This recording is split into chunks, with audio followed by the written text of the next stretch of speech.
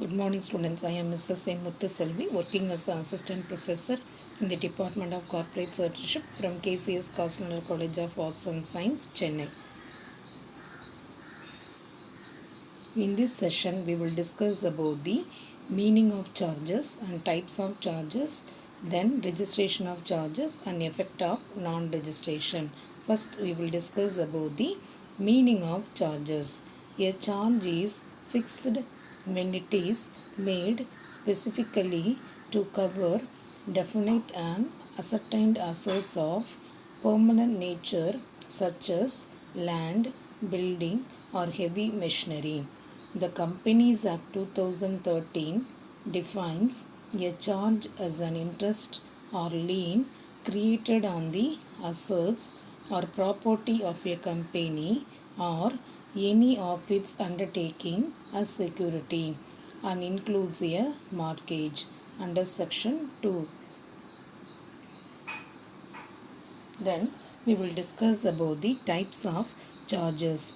Charges can be classified into two types. The first one is fixed charge. A charge is fixed when it is made specifically to cover definite and ascertained assets of permanent nature such as land, building or heavy machinery.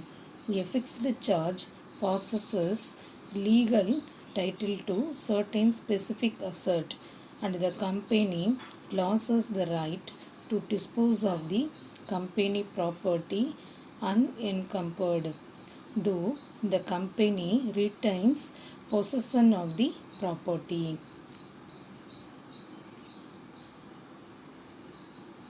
The next one is floating charge.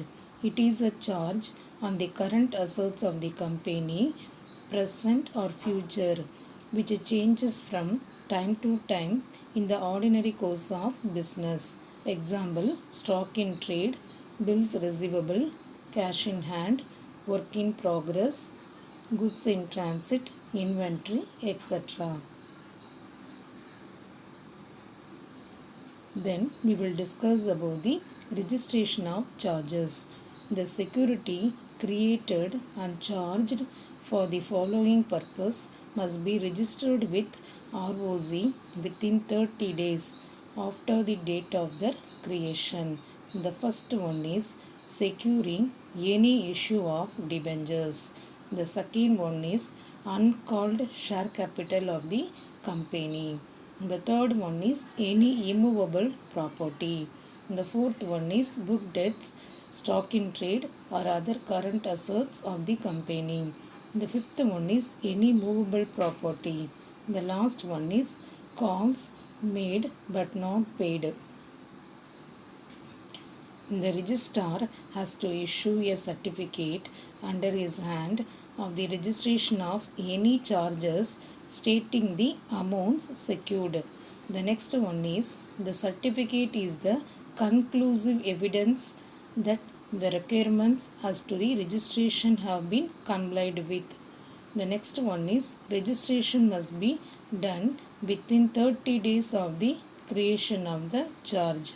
However, the registrar may extend the time up to the next 30 days. Okay, students.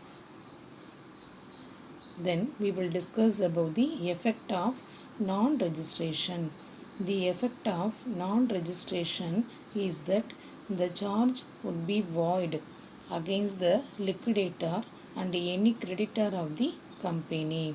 The lender would not have the benefit of the charge, although his loan stands and it shall become immediately repayable. The third one is where the creditor failed to get his charge registered, the court says that he would not be regarded as a secured creditor. The last one is a mere statement of account could not be taken as a proof of the charge.